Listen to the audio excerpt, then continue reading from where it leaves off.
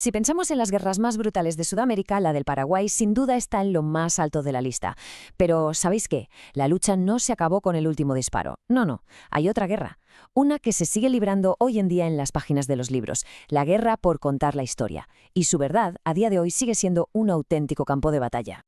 Claro, y esto nos lleva a una pregunta fundamental, ¿no? ¿Cómo se escribe de verdad la historia de una guerra? ¿Quién tiene la última palabra? ¿Los generales que ganan? ¿Los poetas que escriben las hazañas? ¿O quizá los políticos que tienen que justificar toda esa sangre derramada? Pues mirad, aquí tenemos dos mundos enfrentados. Por un lado, la historia de siempre, ¿verdad? La narrativa épica, muy nacionalista, cargada de emoción.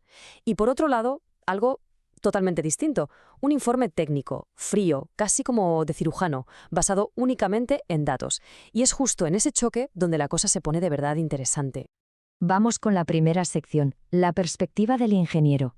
Vamos a conocer a la persona que está detrás de esta visión tan única, una voz que fue capaz de abrirse paso entre todo el ruido y la propaganda de la guerra. Y su nombre es Coronel Jorge Thompson, un ingeniero militar inglés. Ojo, un inglés, que ya de por sí es una figura de lo más insólita metido en el mismísimo centro de mando del ejército paraguayo. Y es que su posición era, sencillamente extraordinaria. No hablamos de un oficial cualquiera. Era coronel y además ayudante de campo del mismísimo Mariscal López, el líder supremo de Paraguay. El hecho de ser extranjero y un experto técnico le daba un acceso a la información y una perspectiva que sencillamente nadie más podía tener, ni los paraguayos ni por supuesto los enemigos. Y aquí, en cómo se definía a sí mismo, está la clave de todo. Decía ser un hombre sin sentimientos ni pasiones por los combatientes. Fijaos qué declaración.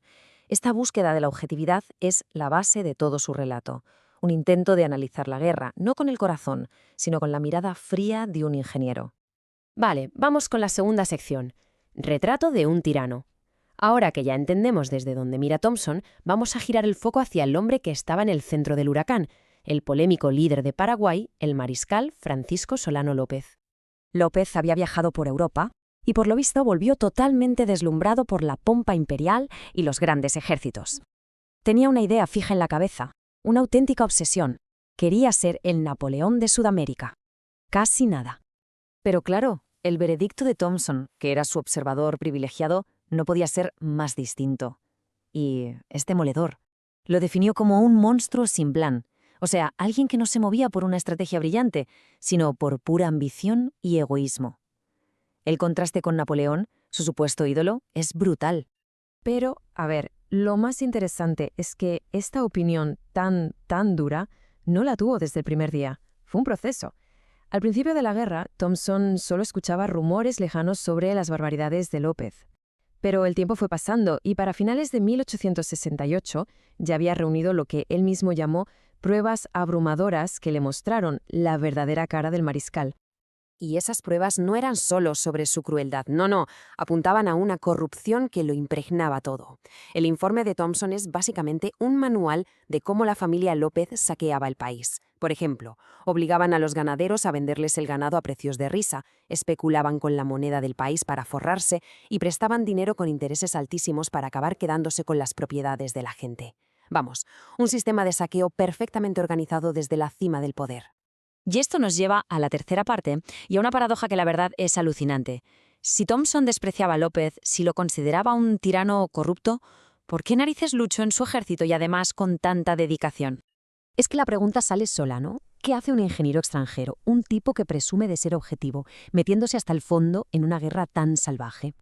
Pues la respuesta que él mismo da no es nada simple, es más bien una evolución. Fijaos, todo empieza por algo casi tonto, necesitaba un cambio de aires. Al principio se lo tomó como una especie de excursión militar, pero entonces todo cambió. Se filtró un tratado secreto de la Triple Alianza, los enemigos de Paraguay, y al leerlo, Thompson se convenció de que el objetivo real no era solo echar a López, sino aniquilar Paraguay como país. Y en ese momento, para él, la lucha dejó de ser por un tirano, se convirtió en una lucha por la supervivencia de todo un pueblo. Bueno, y con esto llegamos a la cuarta y última parte, la verdad en las trincheras. Aquí vamos a ver cuál fue el gran legado de Thompson, cómo su informe técnico no solo contó la guerra de otra manera, sino que cambió la forma de escribir sobre la guerra. Lo que de verdad dejó Thompson para la posteridad fue su método. O sea, olvídate de la poesía y de los discursos heroicos. Él fue a los hechos puros y duros, topografía, mapas, datos. Y aquí está lo genial. Fue de los primeros en conectar directamente las operaciones militares con lo que le pasaba a la gente de a pie. Creó, sin más, una base completamente nueva para juzgar una guerra de forma objetiva. A este enfoque podríamos llamarlo, por ponerle un nombre, neutralidad técnica. La idea es sencilla, pero muy potente: usar el análisis frío, basado en datos geográficos, militares, de logística, para construir un relato histórico que esté libre del sesgo nacionalista y de toda la carga emocional que normalmente lo contamina todo.